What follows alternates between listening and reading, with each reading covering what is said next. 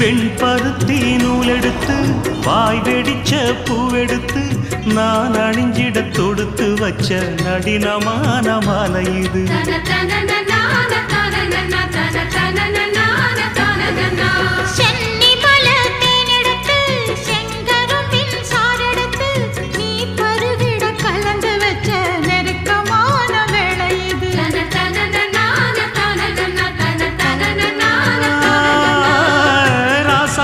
உடம்பிருக்கும் ரவிக்க துணி நானாக அன்னாடம் சூடி கொள்ள ஆசை வச்சாகாதா.